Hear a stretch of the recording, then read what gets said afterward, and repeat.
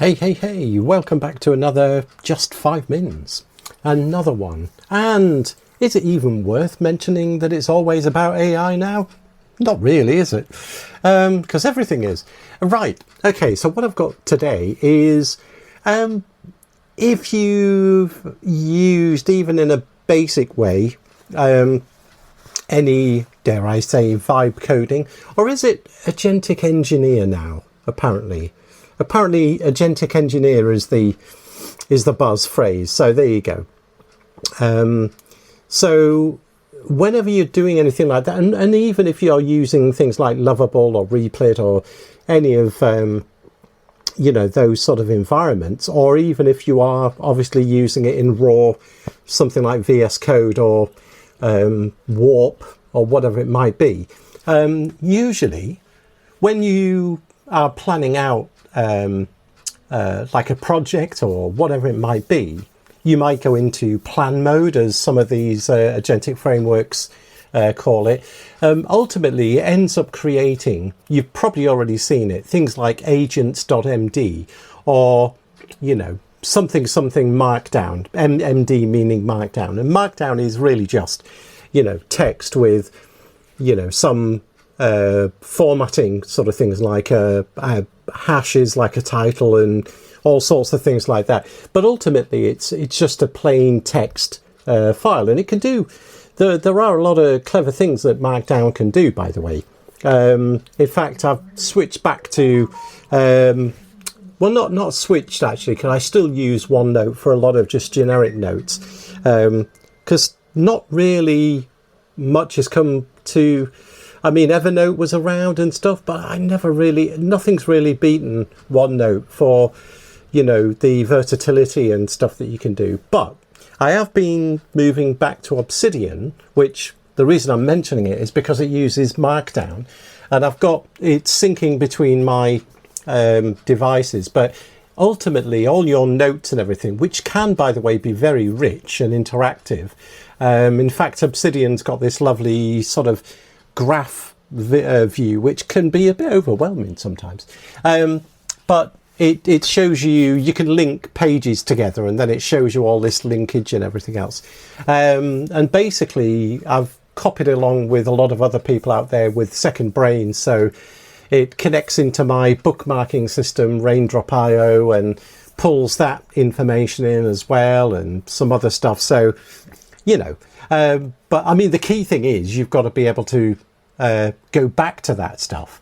And there's another application actually that helps that, is Readwise, that can actually hook into Obsidian and serve up stuff that, it thinks maybe, you might want to look at again and stuff like that. Anyway, long story short, Markdown, it's a really long story, isn't it? Markdown is sort of what the agents and AIs are using to create all those instructions and skills and all that type of thing.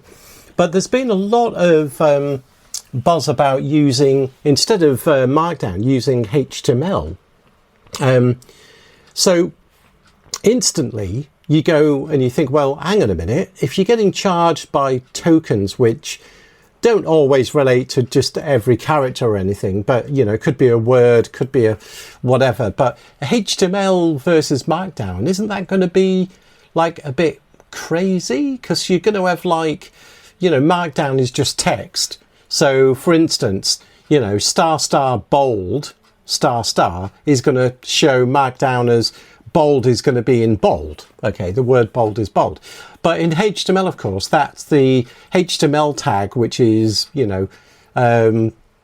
less than, strong, greater than, bold. It's got more tokens. So if you look at the way that it works, you've got about 3 tokens for Markdown and about 5 to 6 tokens for HTML.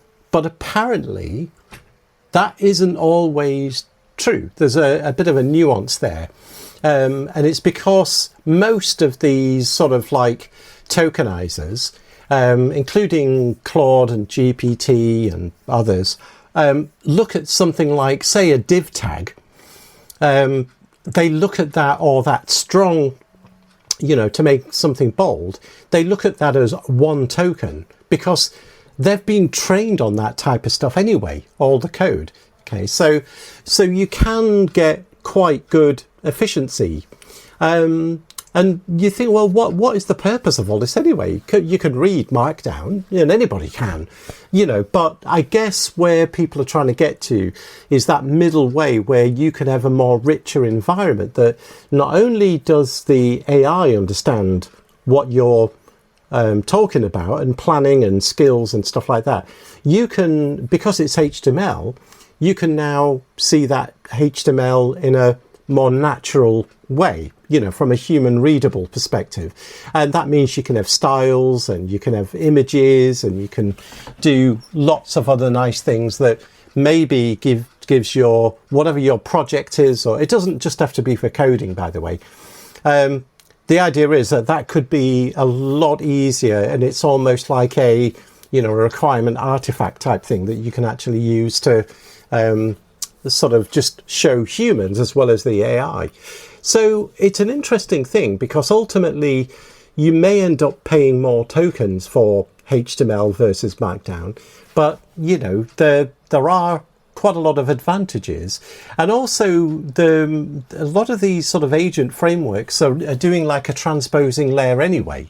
So it's sort of taking your Markdown and your HTML, etc., and compressing it anyway. And I'm just wondering, maybe somebody should write this, is that you could actually have something like a rich environment, but when it actually gets pumped into the AI, realistically, and this isn't as difficult as it sounds actually, you could vectorize all of that anyway, whether it's Markdown or HTML, because it's getting easier and easier to do the vector. So vectorize, when I say vectorizing, it's essentially taking your words, phrases, meanings and such and converting it into essentially an array of numbers for ease of speech.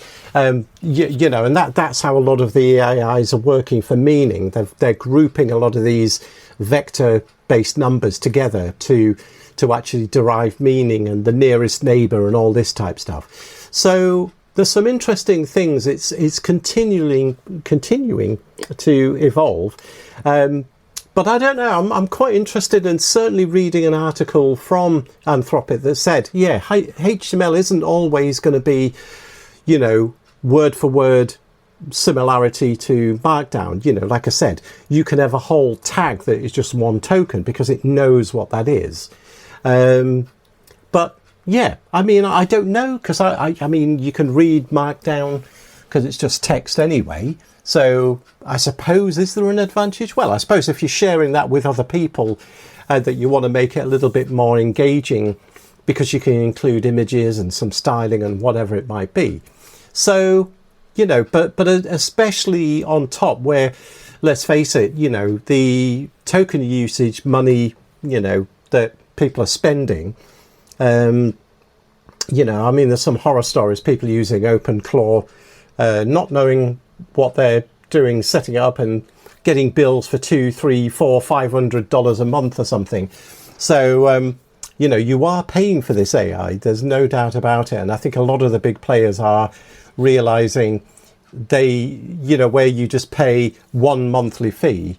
In fact, Microsoft with GitHub Copilot in June, they're starting a slightly different pricing model. Actually, for me, it's not going to be too big a deal, but you could understand, eventually they're just burning money, so but anyway, it's an interesting perspective, and I've got a feeling that localized vectoring or vectorization of whether it's Markdown or HTML or whatever, before it goes in, and I think it can do it quite quickly these days, so you're not really waiting a massive amount of time for that request to go through. It's an interesting perspective.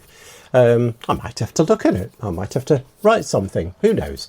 But the HTML versus Markdown is quite an interesting thing. It's been cropping up quite a lot just recently for the skill definitions and instructions and all requirements sort of thing that you're sending through. So that's what I've got this time. if it doesn't make any sense to you, don't worry about it. Yeah, not a lot does, and everybody's playing catch up with this stuff. So, but that is what I've got. So, wherever you are, have a good day, a good week, and I will catch you on the next one.